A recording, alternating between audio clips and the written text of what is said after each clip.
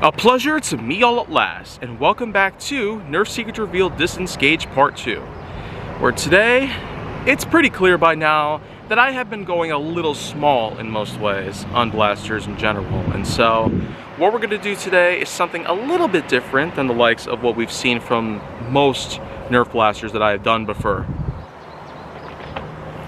It's time that I finally bring out the rival Nemesis. Yeah, it's kind of been a long time coming since I first even saw this blaster for sale at any given price. I was able to pick this up on eBay for a pretty solid deal of $55. And any which way you look at it, this is a great blaster.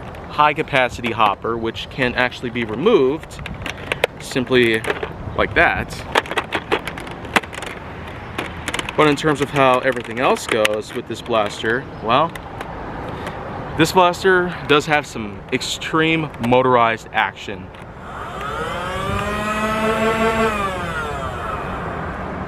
But in any case though, it's not really time for an overview or review video for it just yet, because that technically is going to come later. What I got today though is to showcase the Nemesis for distance gauge, which is of course a series of tests that are rigged to ensure how a blaster actually performs. And so, let's get it going.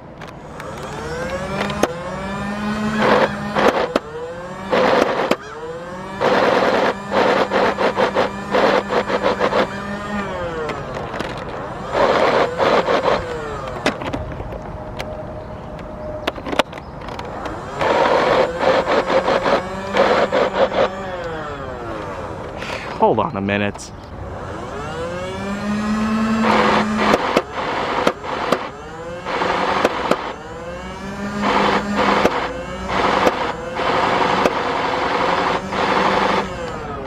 Well,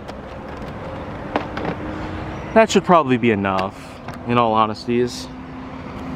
So, like always, start off at 0 and basically see exactly what kind of results can in fact be identified.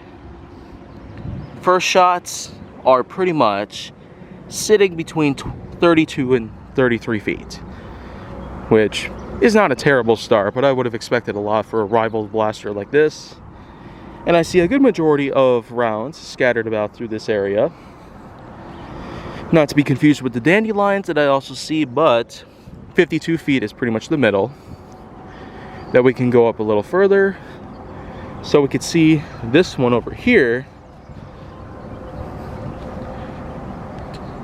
and it's lined up at 61 feet.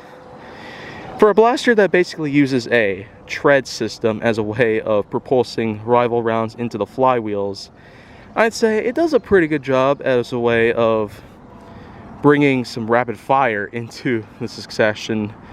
But in any case though, it does seem to affect performance, because when you have multiple rounds going through the flywheels, it tends to slow them down over time. So of course, this is a pretty wide spread in terms of the lowest and highest shots, unlike a majority of which that I have tested out. Still, 61 feet is not bad by any means. So now, that's a nice big fistful of rounds that I've put out. And as I reload the hopper here, I can honestly say, this is definitely my money's worth right here. Probably one of the best blasters I might have ever owned, which is saying a lot, but still. As you can see here, it's got a nice big hopper, which you can load a pretty amazing amount of round inside. At least 100 can go in this thing, which I will tell you is definitely not like the Prometheus. And so, being that the Prometheus is still a blaster that I always will treasure because of high capacity awesomeness, the Nemesis though still tends to be a bit more of a relaxed variation while still offering a lot. Motorized action, high capacity, high rate of fire, and a lot more. So that will pretty much do it. But if you want to see more, go down to my channel to make sure that you like, subscribe, comment, follow me on social media, and stay on the Hollywood side.